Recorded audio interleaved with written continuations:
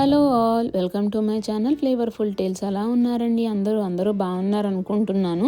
మొన్న నేను పునుగుల short post చేశాను కదండి, దాని కంప్లీట్ మేకింగ్ ప్రాసెస్ అనేది ఈ వీడియోలో మీ అందరితోనూ షేర్ చేస్తానండి. ఇక్కడ బ్యాటర్ అనేది ఆల్రెడీ నేను మిక్స్ చేసి పెట్టుకున్నాను. ఇందులో నేను 2 కప్పులు దోసపిండి తీసుకున్నానండి, రెగ్యులర్గా యూస్ చేసే దోసపిండి. అందులో 2 స్పూన్ల మైదా, 2 స్పూన్ల వరిపిండి, కొంచెం ఉప్పు, జీలకర్ర, ఉల్లిపాయ ముక్కలు, పచ్చిమిరపకాయలు వేసి 10 నిమిషాలు బ్యాటర్ని రెస్ట్ ఇచ్చాను.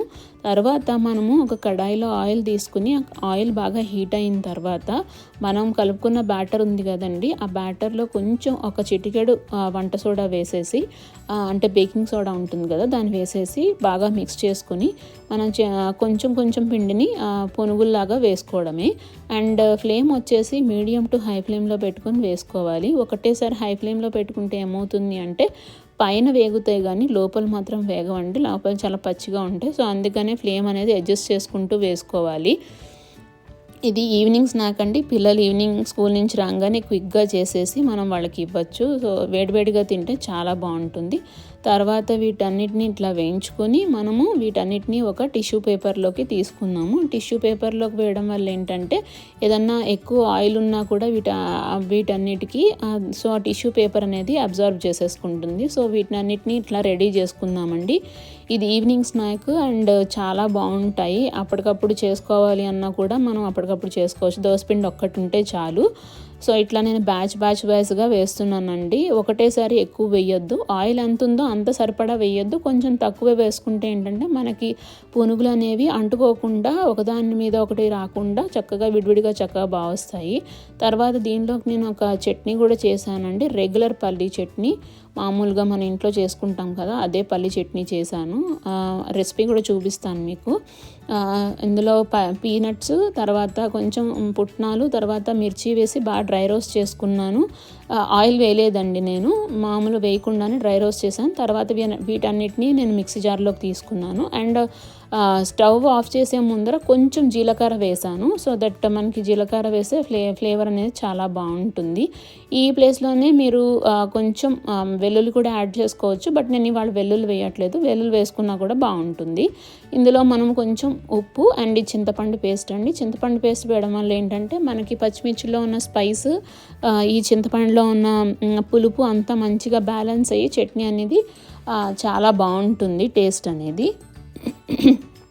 తర్వాత మనము ఇందులోకి ఉప్పు అనేది యాడ్ చేద్దాం. ఇప్పుడు మనం రుచికి ఎంత సరిపడా ఉప్పు కావాలో ఉప్పు చూసుకుని వేసుకుందాము. నేను ఇక్కడైతే ఒక 2 స్పూన్ల ఉప్పు దాకా వేస్తున్నాను. అండ్ నేను ఈ చింతపండు పేస్ట్ అనేది ఇంట్లోనే చేశానండి. ఇది హోమ్ మేడ్ చింతపండు పేస్ట్. ఇది ఎలా చేయాలో కూడా చెప్తాను. చింతపండుని ముందు వేడి నీళ్ళలో నానబెట్టేసి తర్వాత బాగా ఒక గంట అయిన తర్వాత వాటిని బాగా పిసికేసుకోవాలి. పిసికేసుకుని మనకి స్ట్రైనర్లో వేసుకుని పిసికిన తర్వాత మనకి బాగా గుజ్జు వస్తుంది కదా, ఆ గుజ్జు అంతటా కలెక్ట్ చేసేసి మనం స్టవ్ మీద ఈ టామరిన్ పల్ప్ అంతా పెట్టేసి దానిలో కొంచెం ఉప్పు, పసుపు వేసేసి ఒక 15 నిమిషాల నుంచి ఒక 20 నిమిషాల దాకా బాగా వేడవనివ్వాలి. బాగా ఉడికిన తర్వాత అందులో ఉప్పు, కొంచెం పసుపు వేసేసి ఉడికిన తర్వాత చల్లారిపోయిన తర్వాత మనము గాజు బాటిల్లో స్టోర్ చేసుకుంటే బాగుంటుంది. అండ్ ఇక్కడ నేను కొంచెం వాటర్ వేసేసి చట్నీ దాన్ని ప్రిపేర్ చేసేసుకున్నానండి. ఇప్పుడు ఇందులోకి మనము పోపు కూడా పెట్టుకుందాం. పోపు ఏంటంటే బాగుంటుంది, చాలామంది పోపు పెట్టుకోరు, బట్ కొంచెం పోపు పెడితే ఏంటంటే మనకి ఆ పప్పులు అవి పోపులో వేసిన పప్పులు అవి మన పంటి కింద తగులుతూ చాలా బాగుంటుంది. చూపిస్తానండి ఏమేమి వేసుకోవాలో. మినపప్పు, ఆవాలు, జీలకర్ర, ఎండుమిర్చి, కొంచెం ఇంగువ అండ్ కొంచెం ఉంటే కరివేపాకు కూడా వేసుకోవచ్చు. నా దగ్గర ఫ్రెష్ కరివేపాకు లేదు. సో నేను పోపు సామాన్లు మాత్రమే తీసుకొని పోపు వేస్తున్నాను. సో ఇక్కడ నేను స్టవ్ ఆన్ చేసుకుని మనం ఒక కడాయి పెట్టుకోవాలి. ఒక కడాయి పెట్టుకొని అందులో దాన్ని బాగా వేడవనివ్వాలి. వేడయిన తర్వాత కొంచెం ఆయిల్ తీసుకోవాలి. ఆయిల్ తీసుకుని ఎక్కువ ఆయిల్ కూడా పట్టదండి, జస్ట్ 1.5 స్పూన్ దాకా ఆయిల్ అయితే మనకు సరిపోతుంది.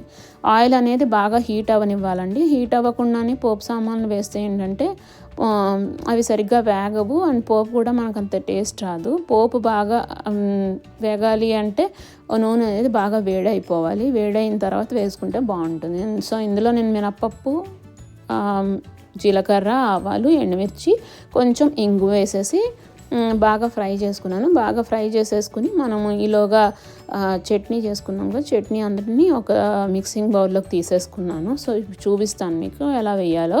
ఈ ట్యాంపరింగ్ బాగా వేగిపోయింది కదా, సో స్టవ్ ఆఫ్ చేసేసి సో ఈ ట్యాంపరింగ్ తీసుకెళ్ళి మొత్తం ఆ చట్నీలో మిక్స్ చేసేసుకోవడమే. కరివేపాకు ఉంటే కరివేపాకు కూడా వేసుకోవచ్చండి. ఫ్రెష్ కరివేపాకు ఉంటే స్మెల్ చాలా బాగుంటుంది. నా దగ్గర లేదు, సో అందుకని నేను యాడ్ చేయలేదు. కరివేపాకు ఉంటే కరివేపాకు కూడా వేసుకోవచ్చు అని చెప్పాను కదా. వెల్లుల్లి ఉంటే వెల్లుల్లి కూడా వేసుకోవచ్చు, వెల్లుల్లి ఇష్టపడేవాళ్ళు. సో దీంతో మనకి చట్నీ అయితే రెడీ అయిపోయింది. ఎమ్మి చట్నీ. ఈ చట్నీ అన్నిట్లోకి బాగుంటుందండి. పునుగులు, లైక్ దోశ, ఇడ్లీ, ఉప్మా ఎందులోకైనా బాగుంటుంది.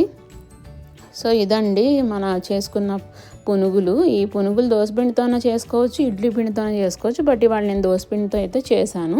ఇందులోకి మనము సన్నగా కట్ చేసిన ఆనియన్స్, చిన్నగా ఆనియన్స్ కట్ చేసుకుని కొంచెం పక్కనే మనం చట్నీ పెట్టుకొని పిల్లలకి ఇస్తే పిల్లలు చాలా ఇష్టంగా తింటారు. ఇది చాలా క్విక్ అండ్ ఈజీ స్నాక్ అండి. సో ఇది ఎప్పుడైనా మీరు ట్రై చేశారా? మీరు ఇడ్లీ పిండితో ట్రై చేస్తారా, లేకపోతే దీంతో ట్రై చేశారా అనేది నాకు తప్పకుండా కామెంట్ సెక్షన్లో షేర్ చేయండి. అండ్ ఎప్పుడైనా మీరు ట్రై చేయకపోతే మాత్రం ఈ రెసిపీని మీరు తప్పకుండా ట్రై చేసి అది ఎలా వచ్చిందో కూడా చెప్పండి. టేస్ట్ అయితే మాత్రం చాలా బాగా వచ్చింది. మా ఇంట్లో అందరికీ నచ్చింది. Thank you for watching.